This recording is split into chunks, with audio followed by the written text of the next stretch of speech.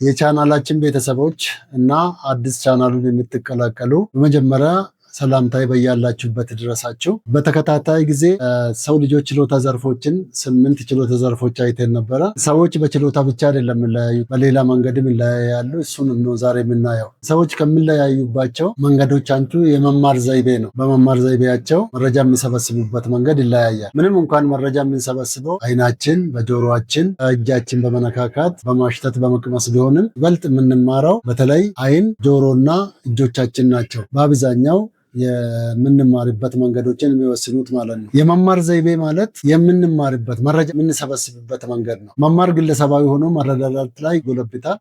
መማር ግለሰባዊ ነው ስንል አንዳንዶቻችን በማየት፣ አንዳንዶቻችን በመስማት፣ አንዳንዶቻችን በተግባራዊ ስራ ይበልጥ እንማራለን። ሰዎች የሚማሩበት ዘይቤ እንግዲህ ይለያያል ብለናል። የመማር የመነሳሳት ደረጃዎችም እንደዚሁ በርካታ ተለዋዋጮች አሉት። ሰዎች የሚማሩበት መንገድ ላይ ተጽዕኖ ይፈጥራሉ ማለት ነው። የመማር ስልቶች ሰዎች ችግር እንዲፈቱ፣ እንዲሰሩ፣ ተግባራትን እንዲያከናውኑ፣ እንዲያስቡ ይረዳቸዋል። ሀሳባቸውንም ያጎለብትላቸዋል። እንግዲህ መማር ቅድም እንደጠቀስኩት መረጃዎችን የምንሰበስባቸው መንገዶች በተለያየ ነው። በመስማት መረጃ እንሰበስባለን፣ በማየት እንሰበስባለን፣ በመነካካትን መረጃዎችን እንለያለን። ከዛ በኋላ መረጃዎችን ተንትነን ትርጉም እንሰጣለን ማለት ነው። መማር ማለት ይሄ ነው። የመማር ዘይቤም ከዚህ ጋር እያያዛል። አሁን በርካታ ጽሁፍ ስታነቡ 5፣ 7 የመማር ዘይቤዎች አሉ ብሎ ያስቀምጣል። ነገር ግን ስነ ትምህርት ባለሙያዎች በይበልጥ የተስማሙበትና እየተሰራበት ያለው 3 የመማር ዘይቤዎች ናቸው ያሉት። አንደኛ የመማር ዘይቤ በመስማት መማር ነው። በመስማት ይበልጥ የሚማሩ ሰዎች ኦዲተሪ ለርነርስ ተብሎ ነው የሚታወቁት። በመስማት ይበልጥ የሚማሩ ሰዎች አንደኛ በተሻለ ሁኔታ የሚማሩት በመስማት ነው። ንግግርን፣ ቃልን፣ አረፍተ ነገርን በመስማትና በማደራጀት የሰውን ሀሳብ ይረዳሉ ማለት ነው። በመስማት መረጃዎችን በተሻለ ሁኔታ ይሰበስባሉ።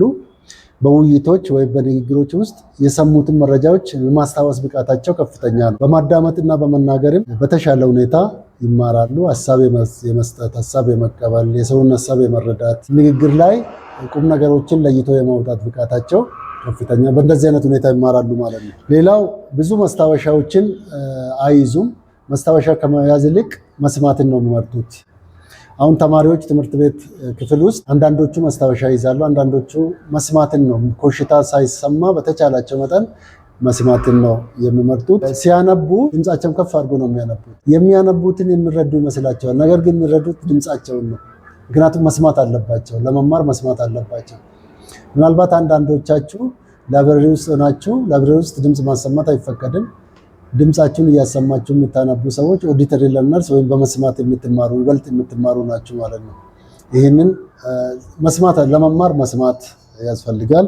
የሚሰሙትን ወይም የሰሙትን ለረጅም ጊዜ የማስታወስ ብቃታቸው ከፍተኛ ነው ማለት ነው። ድምፅን ነው የሚያስታውሱ። ለምሳሌ 10 ዓመት የተለዩዋቸውን ሰዎች ፊታቸውን አስታውሱ። ሰውየው ድምፅ የሚያሰማ ከሆነ ያንን ድምፅ ያስታውሱትን ነገርና እንደ ነው የሚሉት።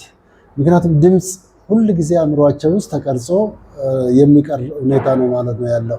ስለዚህ በመስማት ይበልጥ የሚማሩ ሰዎች በገለጻዎች፣ በንግግሮች ሀሳቦችን በመለዋወጥ ይበልጥ ይማራሉ ማለት ነው። ሌላኛው የመማር ዘይቤ በማየት ይበልጥ መማር ማለት ነው። በማየት ይበልጥ የሚማሩ ወይም ቪዥዋል ለርነርስ ነው የምንላቸው። በማየት መማር ወይም ቪዥዋል ለርኒንግ የሚባለው ሰዎች ለመማር ማየት አለባቸው። በማየት ነገሮችን ይረዳሉ። ስዕሎችን፣ ቻርቶችን፣ ግራፎችን በማየት ነው። በእንደዚህ አይነት ሁኔታ አይቶ ይረዳሉ፣ አይቶ ትርጉም ይሰጣሉ፣ አይቶ ተነትናሉ ማለት ነው። የሚያነቡትን መረጃ በአእምሯቸው ውስጥ ለረጅም ጊዜ ያቆዩታል። መጠንን፣ ቅርጾችን፣ ሸካራና ለስላሳ ጉዳዮችን፣ ልኬቶችን የመለየት ብቃታቸው ወይም ደግሞ በእንደዚህ አይነት ሁኔታ የመማር ብቃታቸው የተሻለ ነው ማለት ነው። ብዙውን ጊዜ ጥሩ አንባቢዎች ናቸው እንጂ ጥሩ አድማጮች አይደሉም። ስለዚህ በማንበብ ስዕሎችን በማየት በእንደዚህ አይነት ሁኔታ ነው የሚማሩት ማለት ነው። ቀለምን፣ ቅርጾችን ይለያሉ። ቅርጻ ቅርጽን የመፍጠር ቅርጻ ቅርጽ የማውጣት በስዕል ሁኔታዎችን የመግለጽ ብቃታቸው ከፍተኛ ነው። ብዙ ቦታዎች የምናያቸው ማስታወቂያዎች ቪዥዋል ለርነርስ ወይም በቪዥዋል የተሰሩ ነገሮች ናቸው።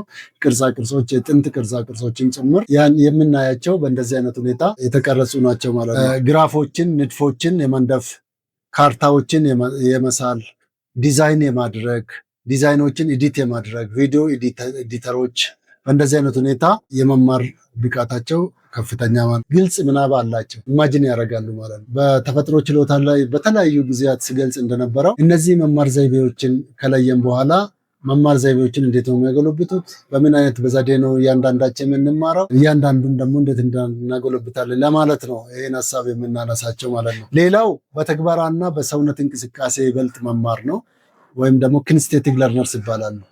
በፈጠራ ስራና በሰውነት እንቅስቃሴ ይበልጥ የሚማሩ እነዚህ በመነካካት በመገጣጠም ነው የሚማሩት።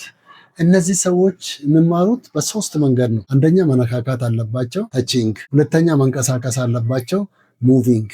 ሶስተኛ መተግበር ወይም ማድረግ አለባቸው፣ ዱይንግ። ተቺንግ፣ ሙቪንግ፣ ዱይንግ ይሉታል። ወይ መንቀሳቀስ አለባቸው፣ ወይ መነካካት አለባቸው፣ ወይ መስራት አለባቸው። በእንደዚህ አይነት ሁኔታ ነው የሚማሩት። ስለዚህ በመስማትም በማየትም ሳይሆን በተግባር ነው የሚማሩት ማለት ነው። እስካልሰሩ ድረስ፣ እስካልገጣጠሙት፣ እስካልፈታቱ ድረስ ነገሮችን መረዳት ይከብዳቸዋል ማለት ነው። ለረጅም ጊዜ ዝም ብሎ መቀመጥ አይችሉም፣ ይከብዳቸዋል። ስለዚህ እነዚህ ሰዎች በእንደዚህ አይነት ሁኔታ ነው የሚማሩት ማለት ነው። እንግዲህ ስናጠቃልል 35 ከመቶ የዓለማችን ሰዎች በመስማት ነው ይበልጥ የሚማሩት። 65 ያህል ከመቶ ደግሞ በእይታ ነው የሚማሩት፣ ቪዥዋል ለርነርስ እንላቸዋለን። 5 ከመቶዎቹ ግን በተግባር ነው የሚማሩት። እነሱ በመስማትም በማየትም ብዙም አይረዱም። ስለዚህ ትግበራ ውስጥ መግባት መቻል ይኖርባቸዋል ማለት ነው። ለረዥም ጊዜ ለመምህራንም ስልጠና ስንሰጥ ብዙ ያየናቸው ነገሮች ይህ በመነካካት በፈጠራ በተግባር የሚማሩ ሰዎች በጣም የተገፉ የተጎዱ ዜጎች ናቸው። ምክንያቱም ሰውነታቸው ረጋ ስለማይል ስለሚንቀሳቀሱ እንደ ረባሽ ነው የሚቆጠሩት። ለምሳሌ ክፍል ውስጥ እስክሪፕቶ ይጥላሉ፣ ያነሳሉ፣ ጓደኞቻቸውን ይነካካሉ። ምክንያቱም ሰውነታቸው ረጋ ብሎ መቀመጥ አይችልም። በዛን ሰዓት መምህራን ረባሽ ብሎ ከክፍል ያስወጧቸዋል። በተደጋጋሚ ሁሉም መምህራን ለዚህ አይነት ተመሳሳይ እርምጃ ስለሚወስዱባቸው የትምህርት ቤት አመራር ከትምህርት ቤት ሊያባረራቸው ይችላል። ቤት ውስጥም እንደዚህ አይነት ስለሚመጠነጡ ቤተሰብ ይሄ እንደ ረባሽ ነው የሚቆጥረው፣ ከጓደኞቻቸው ጋርም እንደዛው። ስለዚህ መጨረሻ ላይ ምንድን ነው የሚሆኑት? በቃ መምህር አይወደኝም፣ ቤተሰብ አይወደኝም፣ ጓደኞቼ ምንን አይወዱኝም የሚል ግንዛቤ ከያዙ በጣም አስቸጋሪ ነው። ነገር ግን ይህን የመማር ዘይቤያቸውን ተረድተን በትክክል ብናስተምራቸው፣ የፈጠራ ስራ እንዲሰሩ ብናረጋቸው፣ አካላዊ እንቅስቃሴ ውስጥ ሆኖ እንዲማሩ ብንረዳቸው ፓይሌቶች፣ የጦር ስትራቴጂስቶች፣ መርከበኞች እና ሰርጀንስ ቀዳጅ ሐኪሞች ይሆናሉ። ነገር ግን እዛ የሚደርሱ በጣም ጥቂቶች ናቸው። ለምን? ስለማንረዳቸው በረባሽነታቸው እንፈርጃቸዋለን። ስለዚህ ይህን ቻናል ብትከታተሉ እንደዚህ የራሳችሁ ልጆች፣ የጓደኞቻችሁ የቤተሰብ ልጆች የሚታውቋቸው እነዚህ ካሉ እንደዚህ እርዳታ ያስፈልጋቸዋል ማለት ነው። እነዚህ ሰዎች ረባሽ ስለሆኑ ሳይሆን ተፈጥሯቸው የሚማሩበት መንገድ ስላልተገጣጠመላቸው ነው። ስለዚህ እባካችሁ እነዚህ ልጆች በጣም ጥሩ ዜጎች የሚሆኑ አገርን የሚጠቅሙ ዓለምን ሊለውጡ የሚችሉ ናቸውና አንግፋቸው፣ እንረዳቸው፣ እንርዳቸው። ይህንን ካደረግን ውጤታማ እንሆናለን። እነዚህን ልጆች መረዳትና መርዳት ያስፈልጋል። ተፈጥሮ ችሎታቸውን ማወቅ አለብን። መማር ዘይቤዎቻቸውን መረዳት አለብን። በተለያየ መንገድ በራሳቸው መንገድ እንዲያድጉ፣ ሌላ መንገድም እንዲፈልጉ ሊረዱ ይገባቸዋል።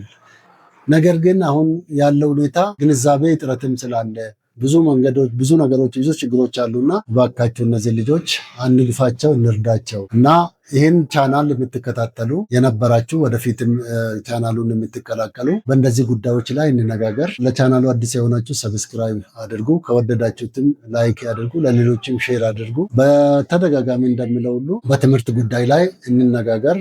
የዜጋ ጉዳይ ነውና ዝም አንበል እና እጅግ በጣም አመሰግናለሁ። በሚቀጥለው በሌላ ርዕስ እንገናኛለን።